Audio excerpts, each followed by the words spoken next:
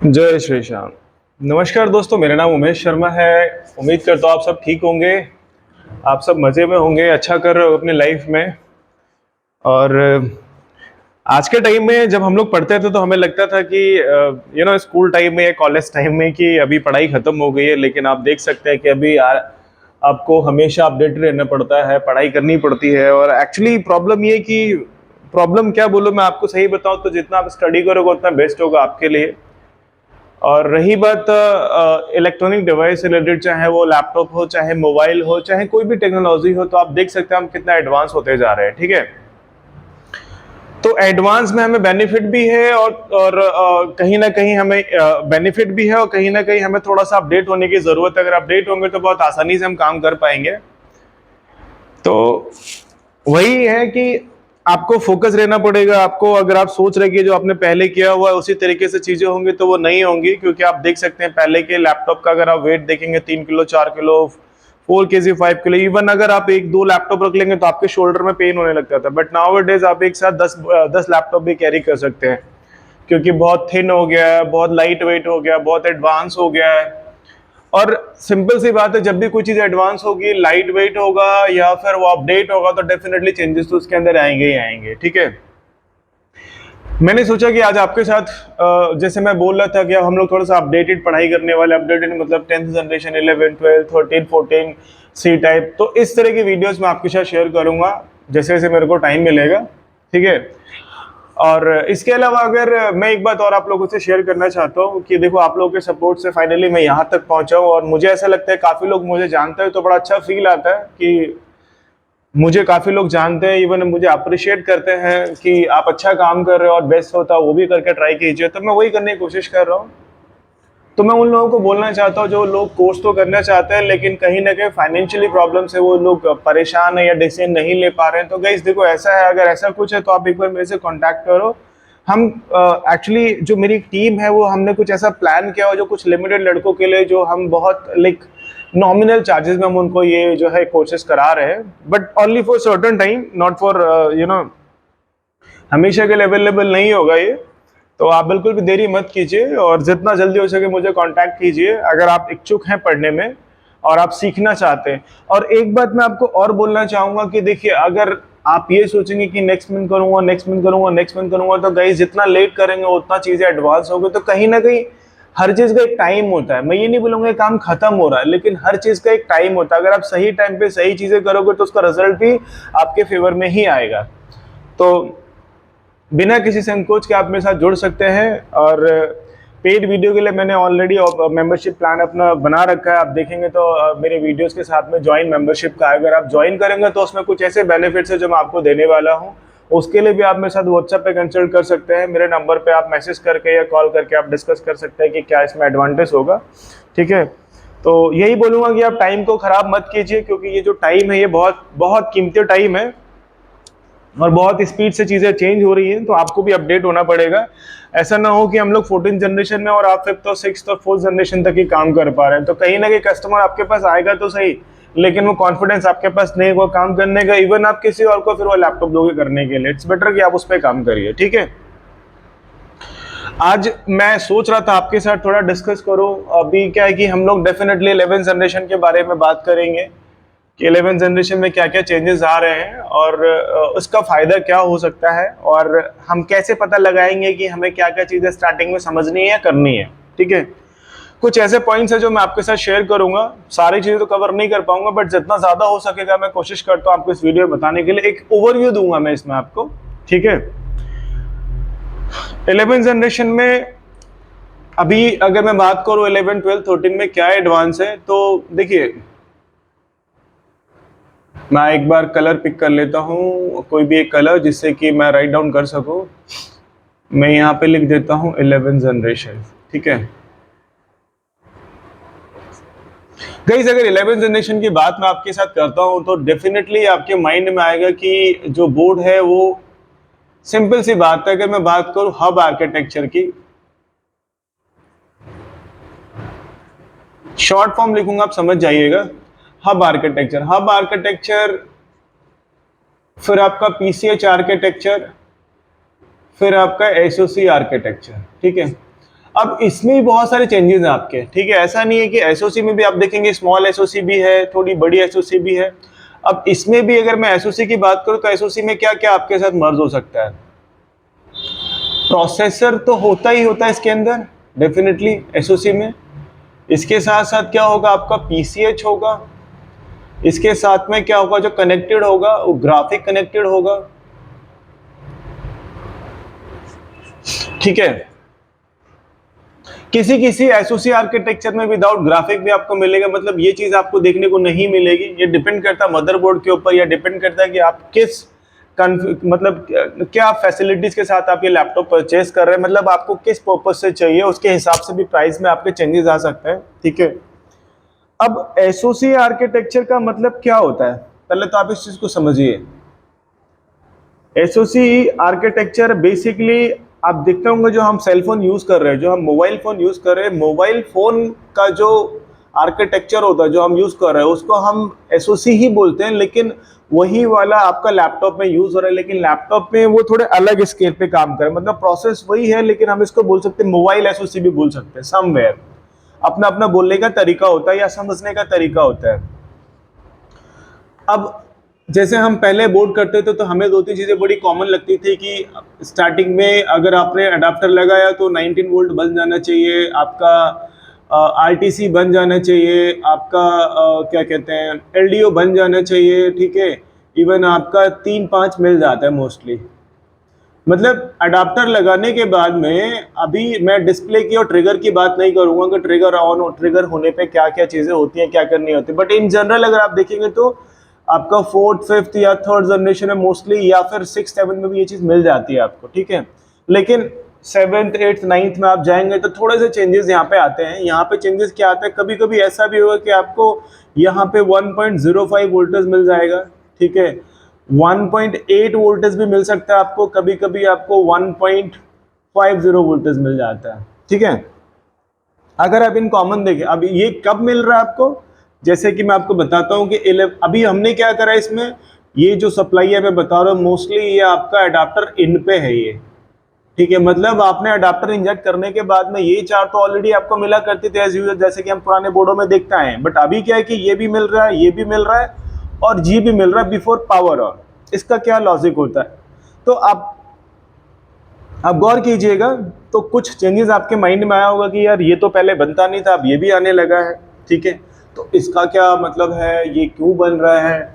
और कभी कभी ऐसा होता है कि आप क्या करने जाते हैं, हम जैसे पहले पढ़ते थे कि अगर ये सिचुएशन बन रही है तो मैं एक बार फिर से बताता हूँ आपको। मान लीजिए कि एग्जाम्पल दे रहा हूँ मैं आपको, ये 11th जनरेशन का बोर्ड है, ठीक है। एक इसकी रिक्वायरमेंट है ऑन होने के लिए आपका 19 वोल्ट चाहिए, इसको आरटीसी चाहिए, इसको एलडीओ चाहिए, इसको 3 and 5 चाहिए इसको, ठीक है। ये बिफोर पावर ऑन याद रखिएगा, ठीक है। मतलब हमें पावर ऑन करने से पहले 11th जनरेशन का अगर बोर्ड है तो हमें ये चार चीज तो नेसेसरी है, बट इसके साथ जो इंक्लूड हो जाएगा आपका 1.05, आपका 1.50, इवन सामवेयर हम 1.8 भी ले लेते हैं, लेकिन ये नहीं बनता, किसी किसी बोर्ड में आपको देखने को मिलेगा। अब क्या होगा, जैसे ही आप अडाप्टर लगाएंगे, अडाप्टर लगाने के बाद में अगर ये सारी सप्लाई आपको नहीं मिल रही तो क्या आपका जो लैपटॉप है वो रिस्पॉन्सिबल है ट्रिगर होने के लिए। सोच के बताइए कि एक कंडीशन कहती है कि लैपटॉप ऑन होने के लिए, मतलब मदरबोर्ड को ट्रिगर करने के लिए, these are the supply required before trigger on. इसमें से कोई भी एक मिसिंग होगा तो क्या वो ऑन होगा बोर्ड आपका, क्या कुछ एम्पियर का क्योंकि जब आप प्रेस करेंगे तो डेफिनेटली अगर ये सारी चीजें ओके तो डेफिनेटली कुछ ना कुछ तो वेरिएशन आएगा एम्पियर के अंदर। अगर मान लीजिए मैं आपको बताता हूँ एम्पियर का लोड दिखा रहा है 0.020 समथिंग का दिखा रहा है, when you press the trigger तो ये जो वेरिएशन है समथिंग लाइक आपका 40 30 80 100, मतलब कुछ तो वेरिएशन आना चाहिए, तो उससे आपको ये पता चल सकता है कि हाँ आपका बोर्ड ट्रिगर हुआ है। ठीक है। और ये तब होगा, सॉरी, ये तब होगा जब ये सारी कंडीशन आपकी ओके रहेंगी। ठीक है।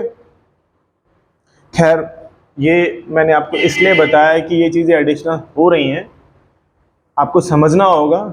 एडवांटेज भी है कि अगर आपको बोर्ड करना आ गया तो मान के चलिए, पहले इन जनरल हम लोग क्या लेते थे, अपने एक लैपटॉप रिपेयर करने के लिए 1000 से 2000 मैक्सिमम चार्ज करते थे। ठीक है। अभी क्या है कि जब आप लेटेस्ट बोर्ड पे काम करोगे तो it would be around 3000 to 5000, यानी काम आपको उतना ही करना पड़ रहा है, लेकिन अमाउंट का आप देखेंगे तो इंक्रीज कितना हो गया, वॉल्यूम कितनी इंक्रीज हो रहा है। अगर आप 2 बोर्ड दिन में कर लेते हो तो इट कम्स अराउंड 3000, 4000, 5000, 6000, लेकिन उसके लिए आपको बहुत पढ़ाई करनी पड़ेगी, बहुत नॉलेज चाहिए। और ऐसा भी नहीं बोलूँगा कि और सबसे बड़ी बात दोस्तों भाइयों, मैं एक आप लोगों से रिक्वेस्ट करूँगा, बहुत से लोग ऐसे हैं क्योंकि मेरे पास बोर्ड आते हैं तो कई लोग क्या करते हैं, उनको आइडिया नहीं, लेकिन वो बोर्ड को छेड़ देते हैं। तो यार अगर आप लोगों को पता नहीं है कैसे काम करना है, या तो प्लीज़ आप इस लेवल के बोर्ड को उस तरीके से मत देखिए, बेसिक्स आप देख लीजिए। लेकिन कभी कभी क्या होता है कि आप आईओ को हीट कर देते हैं। ठीक है। हाँ, बायोस प्रोग्राम तक ठीक है, वो भी डिपेंड करता है कंडीशन क्या है। ऐसा नहीं है कि आपका कंडीशन बायोस प्रोग्राम नहीं बोले और आप बायोस प्रोग्राम कर रहे हो तो वो भी ठीक नहीं है।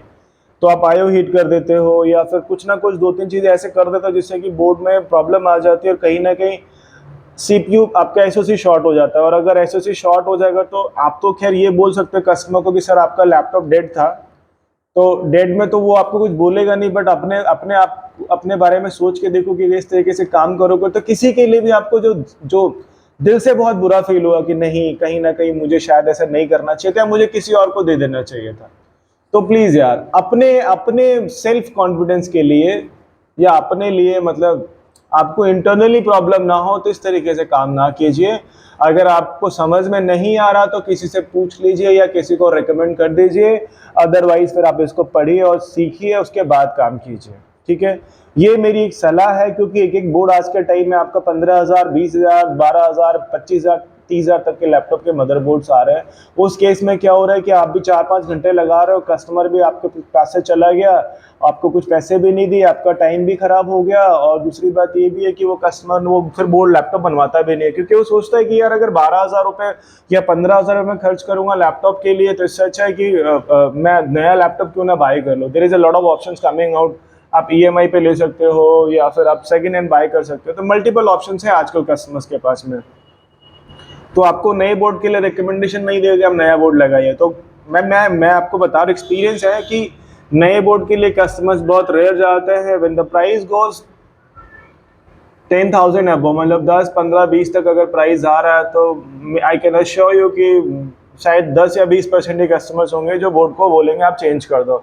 रेस्ट ऑफ बोलेंगे ठीक है सर आप छोड़ दो, मैं कोई दूसरा ऑप्शन देखता हूँ या फिर मैं नया लैपटॉप ले लूँगा, क्योंकि मैं इसके लिए नहीं जाऊँगा फिर। ठीक है। चलिए ये तो बात हो गई, डिस्कशन हो गया। अब हम बात करते हैं कि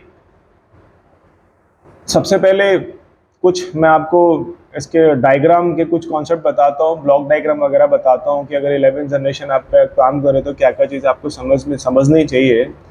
तो इसके लिए सबसे पहले तो आपको ब्लॉक डायग्राम अंडरस्टैंड करना चाहिए 11th जनरेशन का लैपटॉप समझने के लिए। ब्लॉक डायग्राम से आपको ये क्लैरिफाई मिलेगा कि इसका आर्किटेक्चर किस तरीके से है। ठीक है। सप्लाइयाँ कौन कौन सी बन रही है,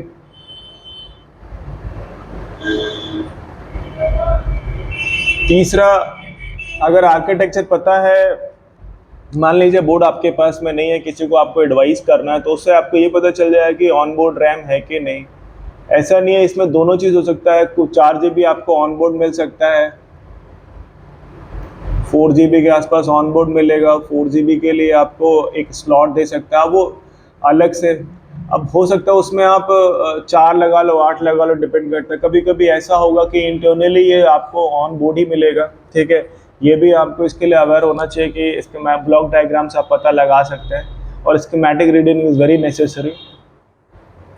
इसके साथ साथ आपको ये पता चल सकता है कि इसमें आपका जो बोर्ड है ये ग्राफिक है विदाउट ग्राफिक है।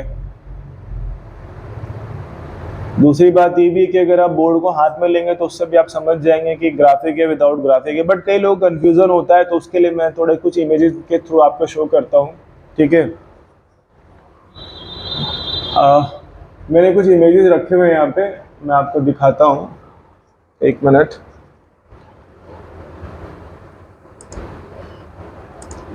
अब देखिए यहाँ पे मैं अगर आपको दिखाऊं तो ये जो आर्किटेक्चर है ये भी 11th जनरेशन का आर्किटेक्चर है।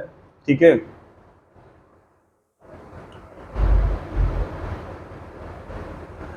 ये आप देख सकते हैं। मैं थोड़ा सा और इसको वो कर लेता हूं।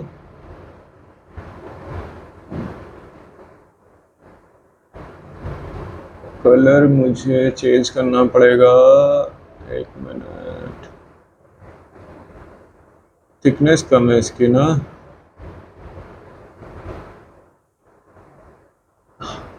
अब अगर मैं बात करूं तो आप ये देख सकते हैं, अगर आपके पास कभी इस तरह का बोर्ड आएगा तो डेफिनेटली ये most of the time 11th generation board होगा। आप ये देख सकते हैं यहाँ पे एसओसी आर्किटेक्चर है, ये प्रोसेसर, ये पीसीएच। अब यहाँ पे आप साइड में देखिए तो यहाँ पे एक आईसी, यहाँ पे एक चिप दिख रही है आपको। अब अगर मैं बात करूं तो इसको हम क्या बोल सकते हैं, ग्राफिक है ये आपका, ग्राफिक चिप है ये। इसको हम बोल सकते हैं ये आपका विद ग्राफिक है ये, मतलब ये जो बोर्ड है आपका 11th जनरेशन 10th में मिलेगा, आप इवन 12th में मिलेगा, तो इसको हम क्या बोल सकते हैं, विद ग्राफिक। अगर इस तरह का इंटरफेस आएगा तो ये ग्राफिक के साथ आपको मिलेगा ये। ठीक है, एसओसी विद ग्राफिक। अब यहाँ पे देख सकते हैं रैम का स्लॉट दे रखा है यहाँ पे, जो कि एक्सटर्नल रैम के लिए है।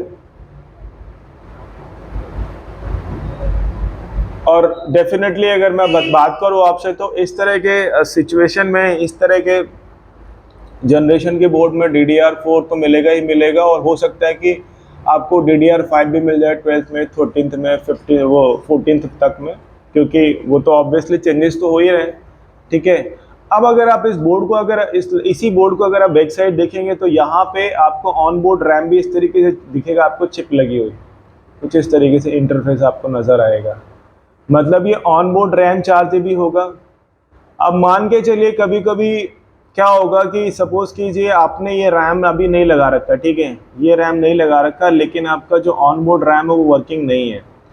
अगर वर्किंग नहीं है तो उस ऑन बोर्ड रैम को डिसेबल कैसे करना है, ये प्रोसेस भी आपको पता होना चाहिए। अब इस प्रोसेस को पता करने के लिए भी आपको नॉलेज होनी चाहिए कैसे कर सकते हैं। ठीक है, तो इस तरीके से आप बोर्ड को रिकग्नाइज कर सकते हैं कि मेरा बोर्ड का सिस्टम क्या कह रहा है, मतलब मेरा बोर्ड का ओवरव्यू में मुझे क्या क्या पता चलना चाहिए, या मुझे क्या क्या सप्लाई चेक करनी चाहिए।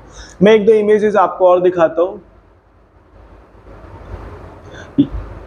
अब देखिए यहाँ पे भी सिमिलरली ऑलमोस्ट, यहाँ पे भी देख सकते हैं आप, थोड़ा इसमें क्लियर इमेज है तो क्या बोलेंगे इसको हम, ये हमारा ग्राफिक हो गया, ये सिमिलरली एसओसी हो गया हमारा, ये रैम हो गया जो हमारा एक्सटर्नल हो गया। इसको अगर मैं बोलूँ तो ये वाईफाई में कंसिडर हो जाएगा आपका। आपको पता होना चाहिए, बाकी तो अब कॉइल ऑयल का क्या है सीक्वेंस, ये तो मैं खैर आपको नेक्स्ट वीडियो बताऊंगा, ये तो बहुत लंबा हो जाएगा।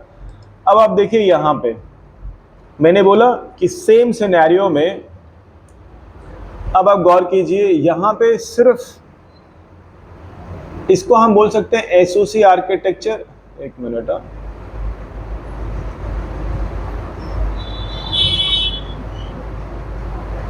ये एसओसी आर्किटेक्चर है, वो भी एसओसी आर्किटेक्चर था, बट यहाँ पे देखेंगे तो ये वाला जो एरिया है, यानी कि ये वाला पॉइंट,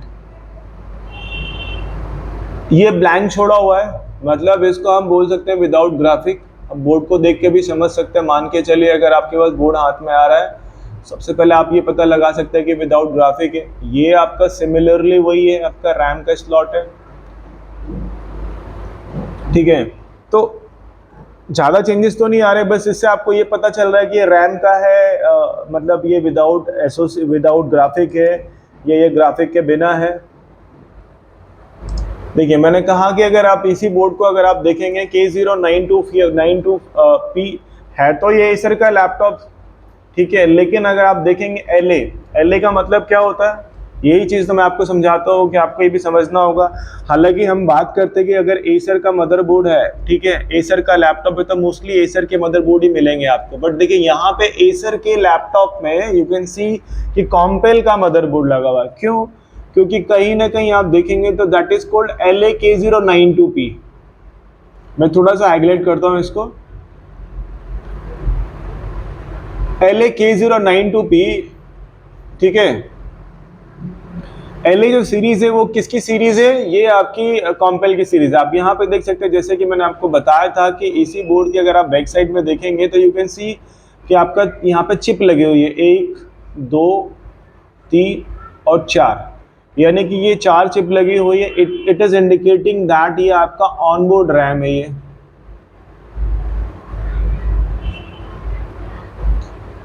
तो मतलब इस लैपटॉप में अगर आप बाय करने जाएंगे तो आपको 4 GB के साथ मिलेगा। एक्सटर्नल आप कितना भी लगा सकते हैं, ठीक है। इसकी भी एक लिमिट होती है, 8 GB, 16 GB, 32 GB तक कितना सपोर्ट करेगा। बट इन जनरल 32 तक तो करता ही करता, और भी ज़्यादा कर लेता है इनहैंस करने पे, ठीक है। तो इस तरीके से आप इमेज को देख के भी समझ सकते हैं, हम मदरबोर्ड को देख के समझ सकते हैं कि ये आपका जो है, ये देखिए। अब हम एक बार चलते हैं जरा स्कीमेटिक की तरफ। दोस्तों वीडियो जरूर देखना, पूरा छोड़ना मत, क्योंकि आप लोग अगर बीच में छोड़ दोगे तो जो मैं चीज बताने की कोशिश कर रहा हूँ आपको समझ में नहीं आएगा। अब देखिए,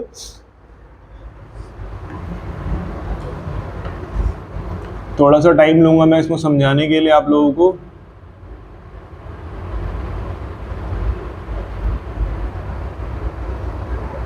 यहां पे देखिए क्या लिखा है, LAK092P, यानी कि मदरबोर्ड जो बोर्ड है, बोर्ड का मॉडल नंबर ये है, इसका रिवीजन 2A करके है।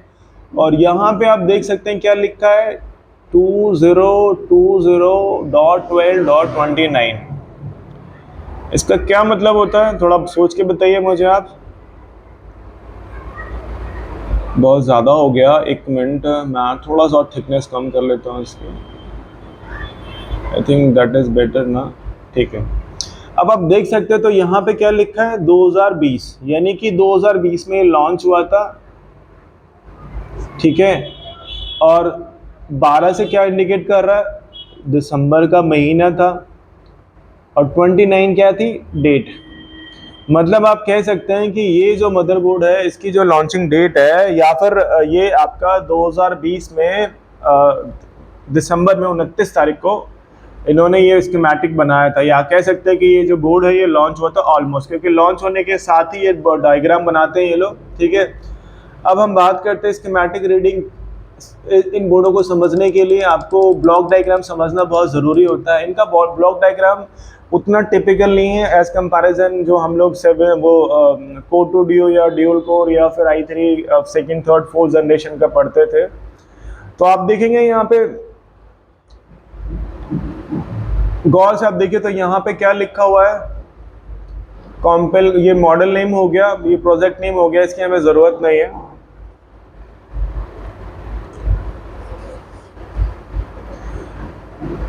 इंटेल टाइगर लेक यू मतलब क्या है कि ये इस प्रोसेसर को कंसिडर कर रहा है, ठीक है।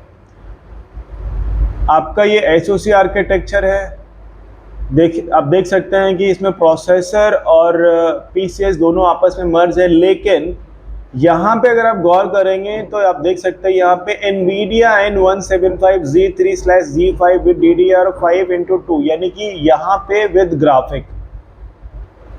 मतलब ये इंडिकेट कर रहा है कि K902P जो आपका K092P जो आपका मदरबोर्ड है ये विद ग्राफिक है, ठीक है। यहाँ से भी आप समझ सकते हैं, अगर ग्राफिक नहीं होता तो यहाँ पे विद ग्राफिक नहीं करता। प्लस जैसा कि मैंने आपको बताया, आप देखिए यहाँ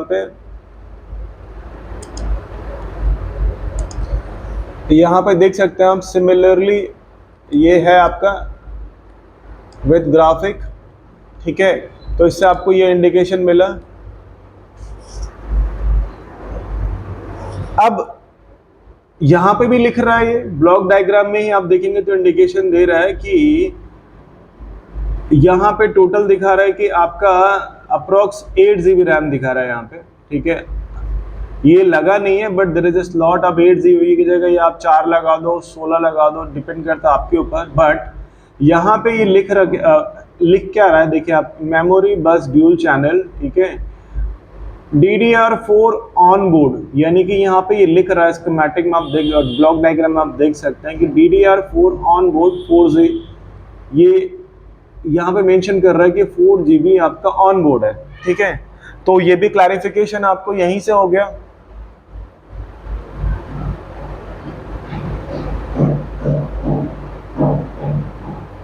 देखिए जिनको पता है वो तो सोच रहे होंगे सर ये चीज़ तो हमें पता है, लेकिन जिनको नहीं पता है, जो अभी स्टार्ट करेंगे रिपेयरिंग करना, मैं उनकी बात कर रहा हूँ।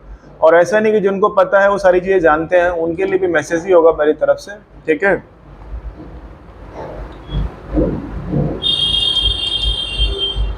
ब्लॉक डायग्राम एक आर्किटेक्चर होता है जिससे कि आप समझ जाते हैं कि कौन सी चीज़ किसके साथ कनेक्टेड है, ठीक है, और मुझे कैसे डिवाइस को चेक करना है। अब यहाँ पे आप देख सकते हैं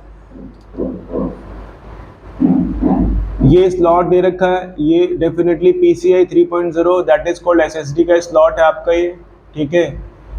ये वाईफाई का स्लॉट दे रखा है आपका। ये सब किसके साथ कनेक्टेड है, इंटरनली SoC के साथ ही कनेक्टेड है। ये लैन का हो गया, ये SATA का हो गया, ये ODD हो गया जो आपका CD राइटर है। उसके साथ साथ एज यूजुअल देखेंगे तो आप यहाँ पे आप देख सकते हैं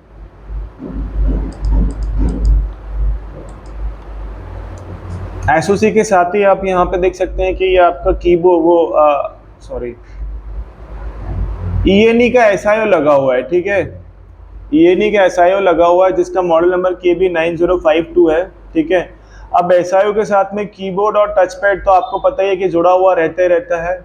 अब ये चीज़ें तो आपको क्लियर है। इसके साथ साथ में आप देख सकते हैं कि इसी ब्लॉक डायग्राम में आपको दिखा रहा है कि पेज नंबर 17 पे RTC सर्किट का ऑप्शन मिलेगा।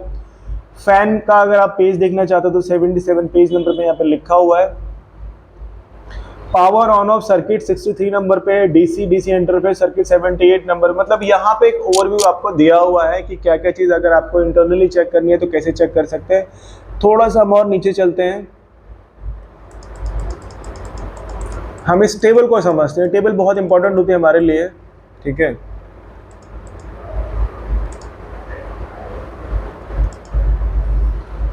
थोड़ा मुझे इसको जूम करना पड़ेगा। Where is the zoom option?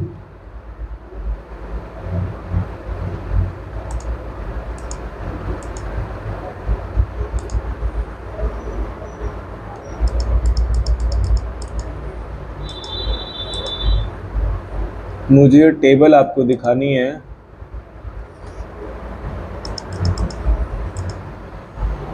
दोस्तों एक टेबल मैंने आपके सामने खोली हुई है, ठीक है। अब इस टेबल में अगर आप देखेंगे तो यहाँ पे लिखा हुआ है वोल्टेज रेल, ठीक है।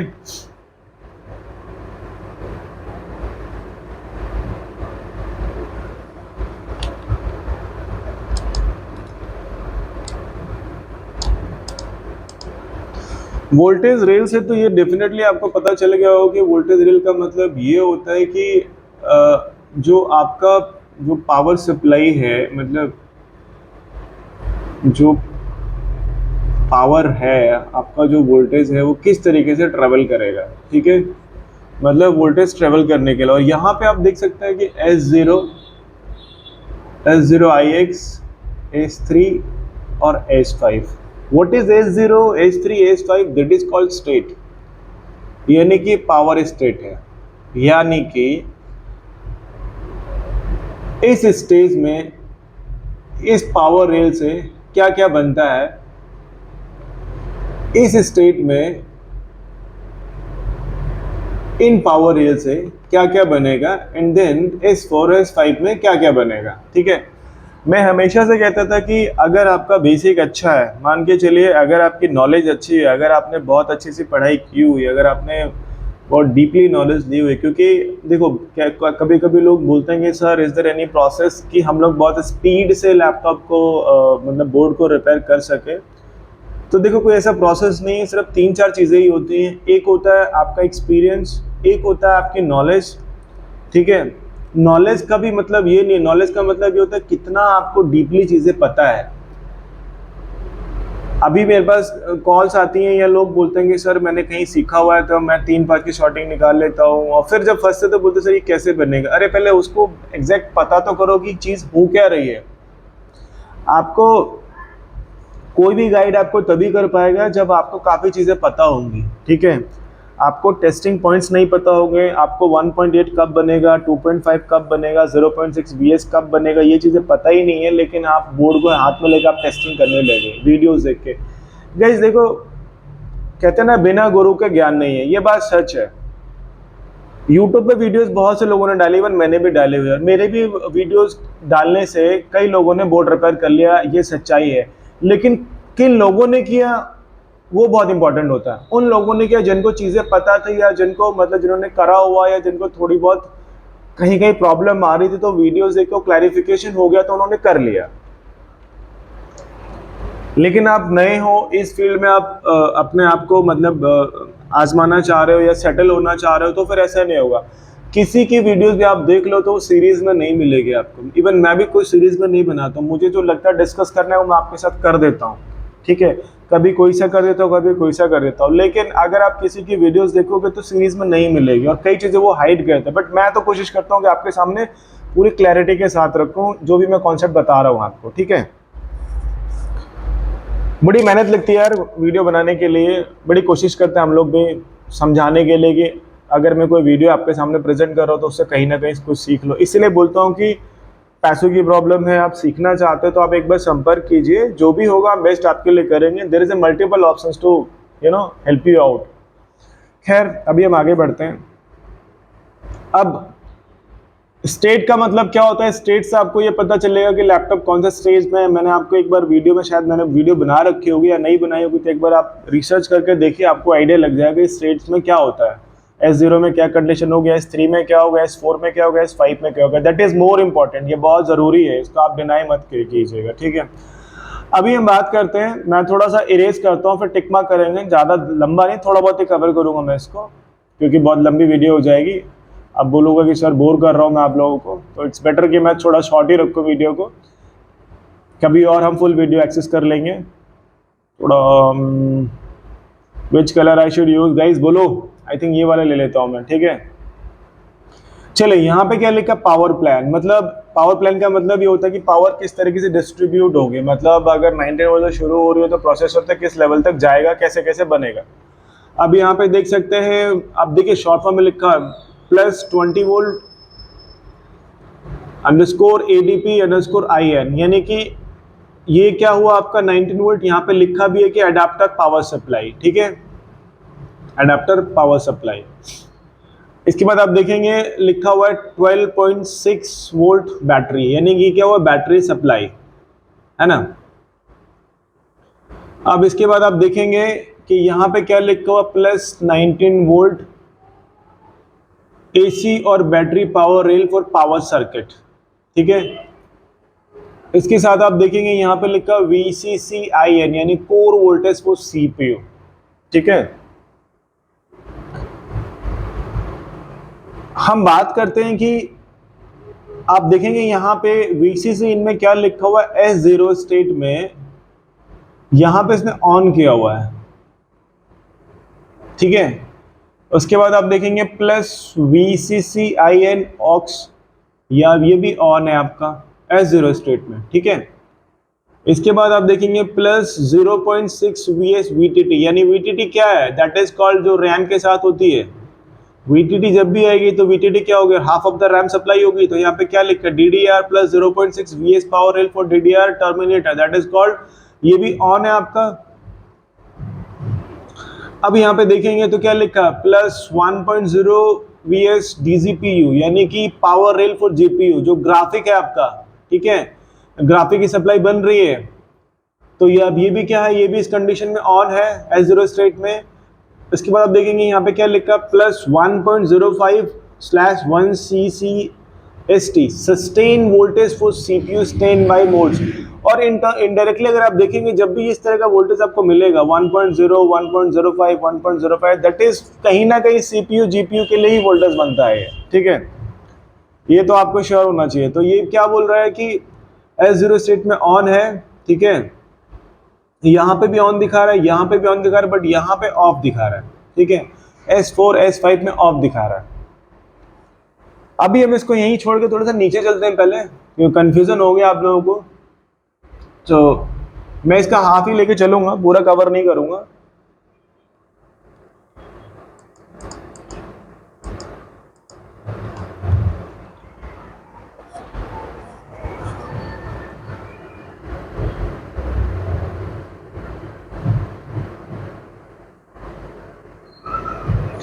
अब आप गौर कीजिएगा,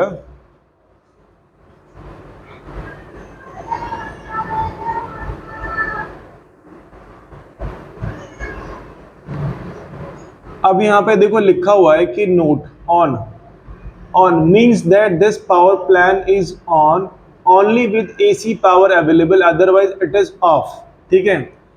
अब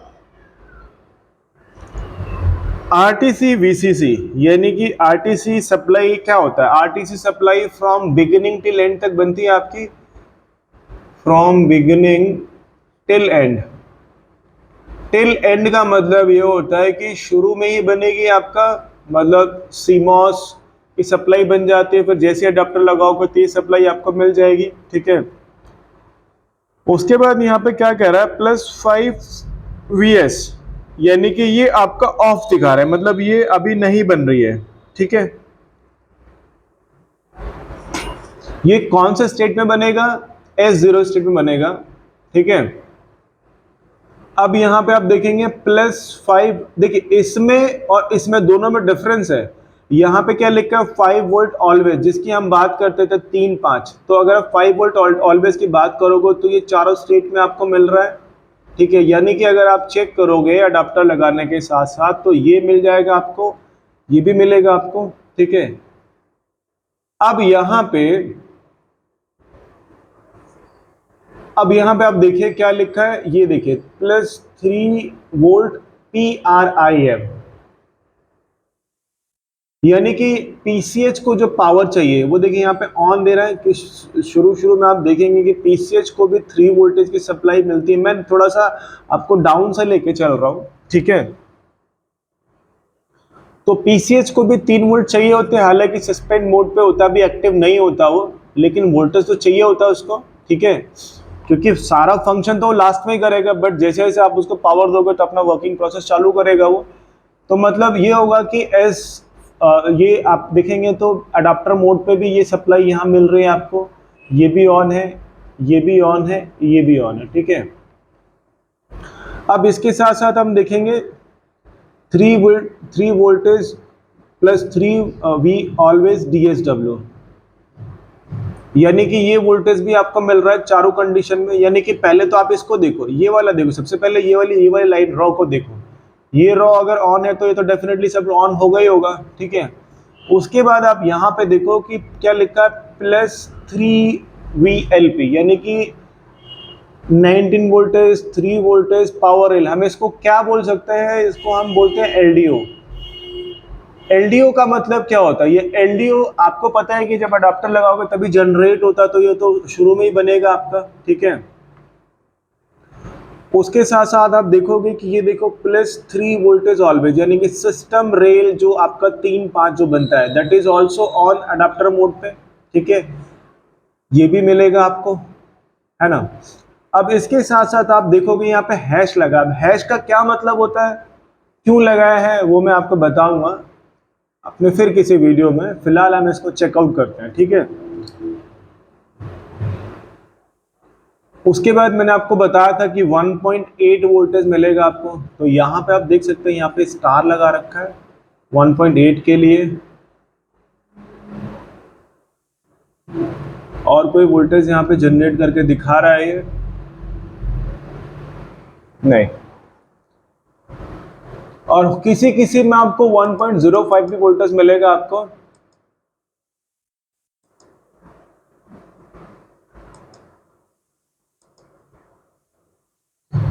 ये मैं आपको स्कीमेटिक के थ्रू बता रहा हूँ। कभी कभी ऐसा भी होता है कि अगर आप देखेंगे स्कीमेटिक या तो उसमें थोड़ा बहुत चेंजेस आते हैं, आ जाते हैं, क्योंकि हमेशा 100% स्कीमेटिक भी ठीक नहीं होता, बट एक ओवरव्यू मिल जाता है, कुछ एक्सपीरियंस आता है। तो इन जनरल आपको ये चीज़ें मिल जाती हैं। जैसे ही आप अडाप्टर लगाते हो, अडाप्टर मोड पे आपको ये सप्लाई मिल जाती हैं। पहले सिर्फ आप कहने का मतलब ये है कि पहले के बोर्ड में हम 3 और 5 वोल्टेज तक ही सोचते थे कि इतना मिल जाएगा, किसी बोर्ड में मिलेगा, किसी में नहीं मिलेगा, किसी में 3 मिलेगा, किसी में 5 मिलेगा। But now things has been change. तो आप थोड़ा सा और एडवांस पे पहुंच गए, तो ये चीज़ें बदल रही हैं। ठीक है, तो मेक श्योर कि अगर आप देखेंगे तो आप अच्छे से इसको कर पाइएगा और समझने की कोशिश कीजिएगा। इसके अलावा गाइस, अगर मेरी वीडियो अच्छी लगी हो तो आप मेरे चैनल को लाइक एंड सब्सक्राइब कीजिए। आप लोग अगर कोशिश करेंगे, आप लोग अगर सपोर्ट करेंगे तो डेफिनेटली यार बहुत बेस्ट वीडियोस मैं आपको दूंगा, जो शायद आपको किसी ने दी नहीं होगी। आई कैन अश्योर यू, थोड़ा सा बस वेट कीजिए। कुछ ग्राउंड वर्क कर रहा हूँ आप लोगों को वीडियो बनाने के लिए, क्योंकि इतना आसान नहीं होता। देखो, हमें समझना, दूसरों को समझाना, दोनों में फ़र्क होता है। ठीक है, इसके अलावा किसी को कोर्स करना है या किसी को मेंबरशिप के बारे में पूछना है या कोई जो मैंने पहले बताया था, तो उसके हिसाब से मेरे साथ डिस्कस कर सकता है। अकॉर्डिंगली विल डिसाइड कि हम किस तरीके से आगे बढ़ सकते हैं। ठीक है, इसके अलावा अगर आप लोगों में कुछ लोगों को लगता है कि मैं किसी पर्टिकुलर सेक्शन पे वीडियो बनाऊं, तो आप मुझे कमेंट में भेज सकते हैं, और जितने ज़्यादा कमेंट उस सेक्शन पे होंगे तो मैं उस पर एक वीडियो जरूर डेफिनेटली आपके लिए बनाऊंगा। वो वीडियो भी ऐसी होगी कि जो किसी ने बनाई नहीं हो आज तक आपको, और किसी ने आपको दिया ना हो, उस नॉलेज साथ मैं आपको दूंगा। ठीक है, आज के लिए इतना ही दोस्तों। बहुत बहुत धन्यवाद आप सभी का। Thank you so much.